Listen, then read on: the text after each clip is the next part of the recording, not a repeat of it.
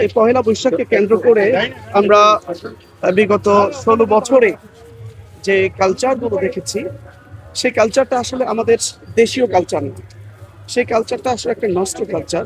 সেই কালচারটা একটা হলো বিদেশি বিজাতীয় কালচার।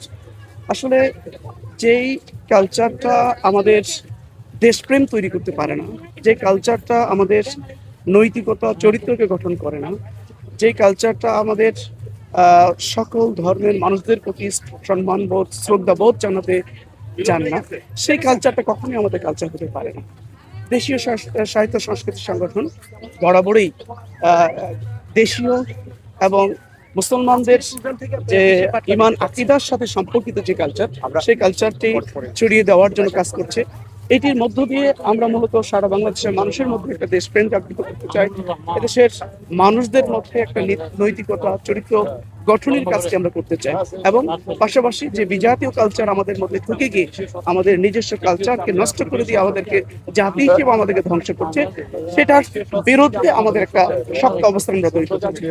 কথা বলছিলাম ইসলামী ছাত্র শিবিরের কেন্দ্রীয় সভাপতি সাবেক, তার সাথে কথা বলার চেষ্টা করছিলাম, এবং আমরা দেখছি যে বাংলাদেশ জামায়াতে ইসলামীর মনোনীত এমপি, আমরা তার সাথে কথা বলার চেষ্টা করছি। পাঞ্জাবের জগতে একটি বিশ্বস্ত নাম, শাবাব এথনিক ওয়্যার। আজকে পহেলা বৈশাখ বাংলাদেশের আবহমান কাল থেকে আমাদের পয়লা বৈশাখ আমরা উদযাপন করে আসছি। মূলত আমরা একটা বার্তা দিচ্ছি বাংলাদেশের মানুষকে, এই পয়লা বৈশাখ আমরা দেশীয় সংস্কৃতিকে লালন করব, দেশীয় সংস্কৃতিকে এগিয়ে নিব, এবং বাংলাদেশের মানুষের বিশ্বাস এবং বাংলাদেশের মানুষের চিন্তা চেতনাকে ধারণ করে আমরা মনে করি আমাদের বিশ্বাসের আলোকে সংস্কৃতি গড়ে ওঠা দরকার। আমরা বাংলাদেশের মানুষের আধিপত্যবাদ মুক্ত দেশীয় সংস্কৃতিকে বিশ্বাসের মাধ্যমে যদি তুলে ধরতে পারি, তাহলে আমাদের চিন্তা চেতনায় পরিশীলিত একটি সংস্কৃতি গড়ে উঠবে।